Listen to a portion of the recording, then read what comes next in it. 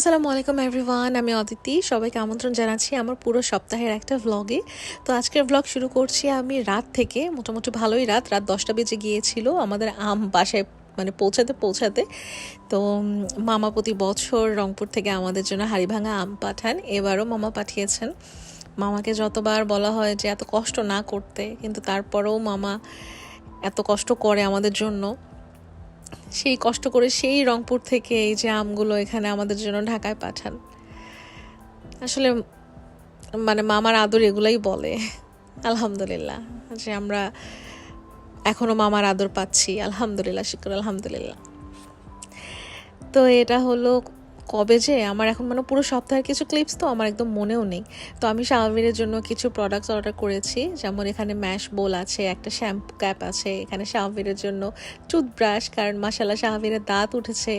তারপরে air wax clean করার জন্য একটা প্রোডাক্ট, তারপরে এখানে একটা চামচ। তো শ্যাম্পু ক্যাপটা আমি স্বাভাবিক একটু পরিয়ে দেখলাম যে কেমন হয়, দেখি মাশাআল্লাহ খুবই কিউট হয়।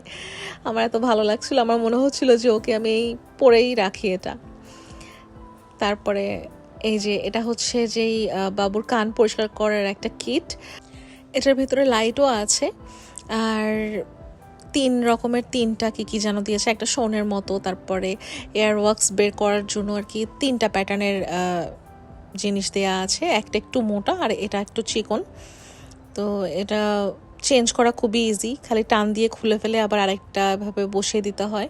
আর এই যে লাইট আছে, এটা দেখলাম যে কোনো ব্যাটারি সিস্টেমও না, আবার কোনো চার্জারও নাই, মানে এটা অটোমেটিক্যালি সুইচ অন করলেই লাইট জ্বলে।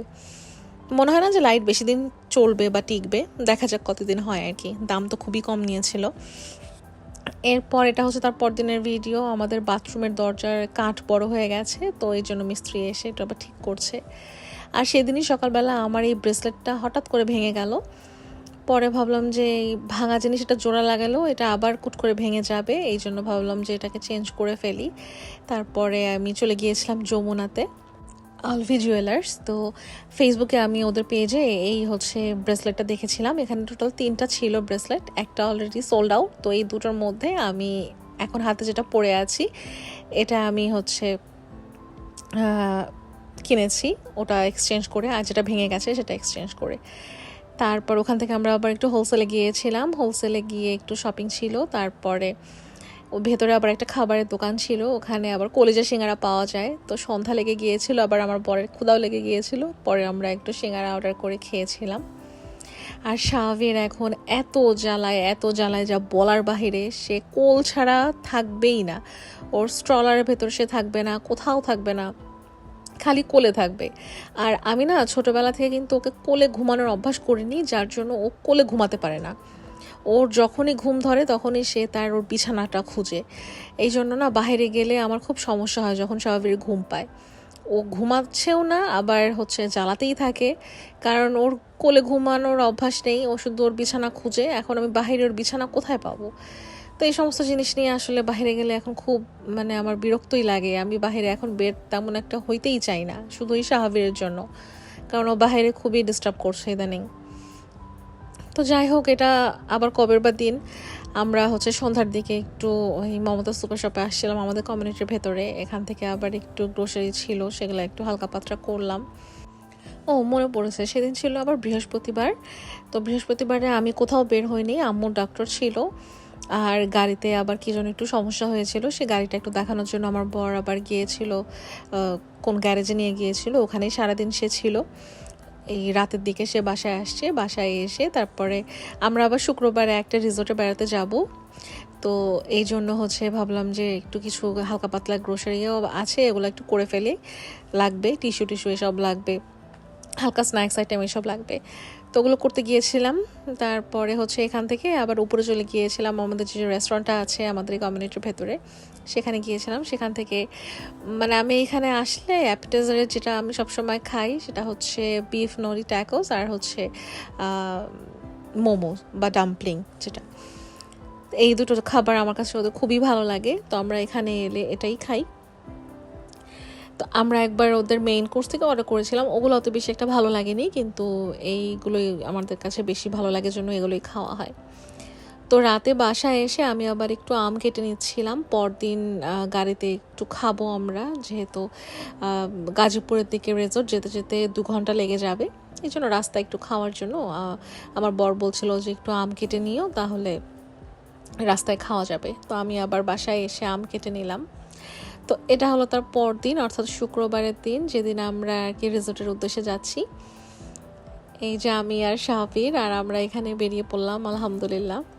আর আমার এই যে নতুন ব্রেসলেটটা আমার কাছে অনেক ভালোই লাগলো, অনেক কিউট, মিনা করা তো দেখতে মানে বেশ কিউট লেগেছে, আমার কাছে ভালোই লেগেছিল।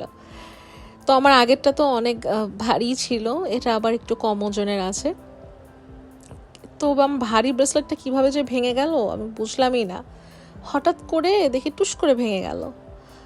কি আর বলবো, মনটাই খারাপ হয়ে গেল, কারণ আমার কিন্তু গহনাগাটি কখনো এরকম ভাঙে চুরে না, কখনোই ভাঙে না, ছিঁড়েও না, ভাঙেও না আলহামদুলিল্লাহ। কিন্তু এই প্রথম হঠাৎ করে একটা ব্রেসলেট এভাবে ভেঙে গেল আমার।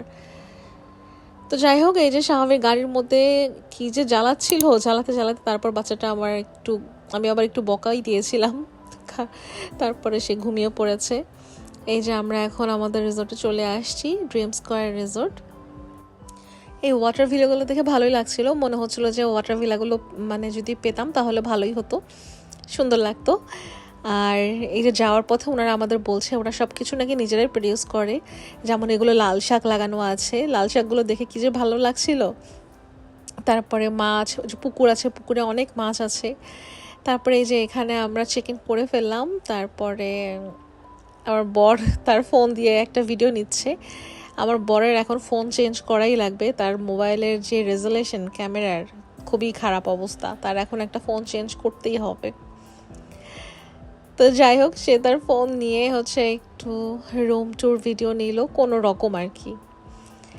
আমরা যে রুমটা নিয়েছিলাম এটা হচ্ছে এক্সিকিউটিভ 305। এই রুমটা আমার কাছে অনেক ভালো লেগেছে। আর এখানে যে একটা ব্রিজ আছে এই রিসোর্টের, সেই ব্রিজটার একদম কাছে। তো আমরা রুমে চেক ইন করেই তারপর আমরা কিছুক্ষণ রেস্ট নিয়ে আমরা লাঞ্চ করতে চলে গিয়েছিলাম। এখানে লাঞ্চের এরিয়াটাও অনেক বড়, আর ওদের খাবারও না বেশ ভালো। তো আমরা এই রিসোর্ট বুক করার আগে অনেক জায়গায় ফোন দিয়েছি, যেমন সারা আর ভাওয়াল ছিল হচ্ছে আমাদের মেইন, কারণ আমি সারা রিসোর্টে এর আগেও গিয়েছিলাম কিন্তু ভাওয়ালে যাওয়া হয়নি। তো আমার ইচ্ছা ছিল ভাওয়ালে যাওয়ার, কিন্তু যেহেতু ফ্রাইডে এই জন্য মানে সব বুকড। আমার হাজব্যান্ড যে কতগুলো রিসোর্টে ফোন দিয়েছে, সব বুক। তারপরে হঠাৎ করে আমার চোখে এই রিসোর্টটা পড়লো, আমার বরকে বললাম যে এটাতে দেখো পাও কি না, তারপরে লাকিলি এটাতে পাওয়া গেছে। তো এখানে আমরা আসছি, যে এটা হচ্ছে লাল শাক ভাজা, ওদের খেতে যেই লাল শাক হয় সেখানকার, আমার কাছে দেখে খুবই ভালো লেগেছিল। আর আমার কাছে রিসোর্ট বলেন এই সমস্ত জায়গায় আসলে এইভাবে বুফে সিস্টেম থাকলে আমার ভালো লাগে। ওই যে সেট মেনু থাকে, ওইসব আমার কাছে একদমই ভালো লাগে না, বিরক্তকর। এখানে বুফে সিস্টেম থাকবে, যার যতটুকু দরকার বা যার যেটা পছন্দ সে তার মতো নিয়ে খাবে, ব্যাস শেষ। আর সেট মেনু হলে একটা মানে আপনার পছন্দ হোক না হোক একটা খাবার ওরা দিয়ে দেয়, আপনাকে ওটাই খেতে হবে। আমার কাছে ওগুলো ভালো লাগে না। তো যাই হোক, এই যে এখানে লাঞ্চে অনেক কিছু ছিল, আর আমরা ওইভাবে একটা ভিডিও করিনি, কারণ শাহাবের ছিল, জ্বালাচ্ছিল, আম্মুর কাছে কোনো রকম দিয়ে তারপরে হচ্ছে আমরা যতটুকু একটু নিয়েছিলাম। এই রিসোর্টের সব কিছু সুন্দর, খুবই ভালো, রুম ভালো, পরিষ্কার, সব কিছু খুবই ভালো। শুধু একটা জিনিস খারাপ, সেটা হচ্ছে মানে ড্রাইভারদের জন্য আসলে অ্যাকোমোডেশন যেটা রেখেছে তারা, এটা খুবই বাজে। সেখানে নাকি ছাড় পোকা ছিল, তারপর কোনো এসি ছিল না এত গরমে। তারপরে ড্রাইভারদের খাবারের বিষয়টা তারা খুবই বাজে একটা কাজ করেছে, খুবই লিমিটেড খাবার দিয়েছে। আবার যদি একটু তারা খাবার এক্সট্রা চায় তখন তাদেরকে ডাইরেক্ট মানা করে দিয়েছে যে না, আমাদের এরকম আর দেওয়ার কোনো পারমিশন নেই। এই জিনিসটা আমার কাছে খুবই বাজে লেগেছে, যে এরকম ভেদাভেদ কেন করবে মানুষের মাঝে। ঠিক আছে, তোমরা ড্রাইভারদের জন্য আলাদা খাবার রেখেছো, তাদেরকে বুফে এরিয়াতে নাওনি, এটা ঠিক আছে, বুঝলাম, কিন্তু অ্যাটলিস্ট সাফিসিয়েন্ট খাবার তো তাদেরকে দেওয়া উচিত ছিল। বা একজন মানুষের একটু পেট না ভরলে সে আবার একটু খেতে চায়, এখন তাকে যদি এভাবে ডাইরেক্ট না করে দেওয়া যে না আমাদের আর দেয়া যাবে না, এটা আমাদের নিষেধ আছে, তো এই জিনিসটা কিন্তু খুবই বাজে সাউন্ড করে। আমার কাছে খুবই ডিসঅ্যাপয়েন্টিং লেগেছে এই বিষয়টা। আর এই মানুষের মধ্যে এই ধরনের ভেদাভেদ আমার খুবই রাগ লাগে। এই সমস্ত জায়গায় আসলে আমার মনে হয় না যে আমি আজ সেকেন্ড টাইম যাব। তো যাই হোক, এই যে বিকেলের দিকে আমার বর আবার বললো যে চলো আমরা একটু সুইমিং পুলে যাব। তারপর তাকে নিয়ে গেলাম, সে একটু পানিতে ঝাপাঝাপি করলো। আর আমি আসার সময় না আমার যে সিলনের যে মিল্ক টি এটা আমি নিয়ে আসছিলাম, কারণ আমি জানি যে এখানকার চা আমার খেতে ভালো লাগবে না, আমার কিছুই হবে না এইসব চা দিয়ে। তো আমি শাহবীরের কেটেল, তারপরে আমার চা সব কিছু আমি নিয়ে আসছি। তারপরে আমরা আবার একটু রুচির যে ঝালমুড়িটা পাওয়া যায় সেটাও আমরা নিয়ে আসছি। এই যে আমরা সন্ধ্যার সময় একটু বসে বসে খাচ্ছি চায়ের সাথে। তো এই তো এরপরে হচ্ছে এটা হচ্ছে রাতের দিকে, কারণ শাহবীর ঘুমিয়ে পড়েছিল। তারপরে ও যখন ঘুম থেকে উঠলো এরপর আমরা ডিনারে চলে আসছি। দুপুরবেলা মাশাল্লাহ আমি এত ভালো খেয়েছিলাম, রাতে আমার একটুকু মানে কোনো ক্ষুধাই ছিল না। তারপরও আমি অল্প কিছু একটু টেস্ট করার জন্য নিয়েছিলাম, ভালোই লেগেছিল। তারপরে এই যে এখানে এত ভিড়, আমার বর এসে বলছে যে একটু ভিডিও নেই, পরে আমি বললাম যে নাও, কিন্তু এত ভিড় পরে সে নিজে গিভ আপ করে চলে গেছে। আর আমাকে বলছে যে প্রচুর ভিড় এখানে, আমি ঠিক মতো খাবার দাবারের ছবিও নিতে পারছি না, এর থেকে আর দরকার নেই, চলো খাওয়া দাওয়া করে তাড়াতাড়ি রুমে চলে যাই। আমি বললাম যে আচ্ছা ঠিক আছে তাই করো। তো আমরা তো একদিনের জন্যই গিয়েছিলাম, শুক্রবারে গিয়েছিলাম, আর শনিবার দিন আমরা আর কি চলে আসবো। তো পরদিন ব্রেকফাস্ট করে আমরা এই যে রওনা দিয়ে দিয়েছি। তো আমার আজকের ব্লগ এ পর্যন্তই ছিল। ব্লগ ভালো লাগলে like, comment, share and subscribe করে দিতে পারেন। দেখা হবে ইনশাল্লাহ নেক্সট ব্লগে। টিল দেন টেক কেয়ার, আল্লাহ হাফেজ।